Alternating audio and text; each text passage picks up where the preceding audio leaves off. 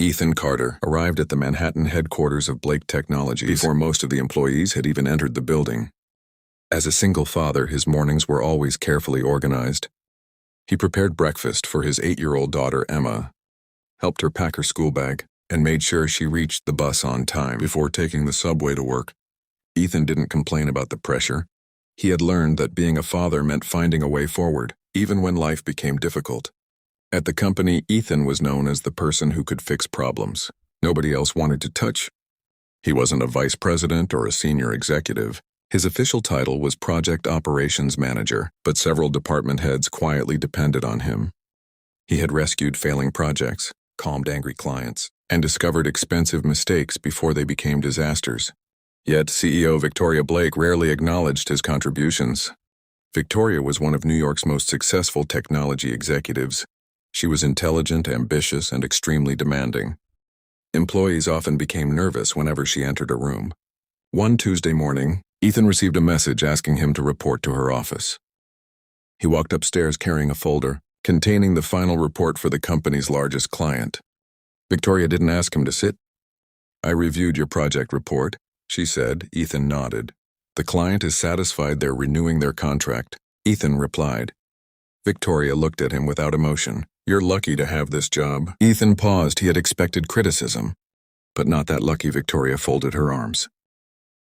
"Thousands of people would be grateful for a position like yours." Ethan looked at the folder in his hands. "I've worked hard for it." Victoria raised an eyebrow. "Everyone works hard." Ethan didn't argue. He simply nodded, understood. He turned toward the door. Victoria stopped him. "And I want a new client proposal on my desk by Friday. It will be there Thursday morning." She looked surprised. "Thursday, yes." Ethan walked out back at his desk. He immediately started working. By lunchtime, he had already identified several weaknesses in the proposal and contacted the client's legal team to clarify the requirements. His coworkers noticed, "You're really finishing that by tomorrow." One asked, "I promised." That evening, Ethan stayed late. At 7:30, he finally shut down his computer and checked his phone. There was a message from Emma. "Dad, are you coming home soon?" Ethan smiled. "On my way." He packed his bag and left the office. What he didn't know was that someone had been watching him. Marcus Hale, CEO of Blake Technologies' biggest competitor, had been attending a meeting on another floor. He had heard senior executives discussing Ethan's work and was curious about the quiet employee who seemed to solve problems everyone else struggled with. As Ethan walked through the lobby, Marcus approached him. "Mr. Carter." Ethan stopped. "Yes." Marcus extended his hand. "I'm Marcus Hale." Ethan recognized the name immediately. Marcus smiled. "I've been hearing a lot about your work." Ethan looked uncertain. "Why?" Marcus answered, "Simply because I'm looking for someone exactly like you."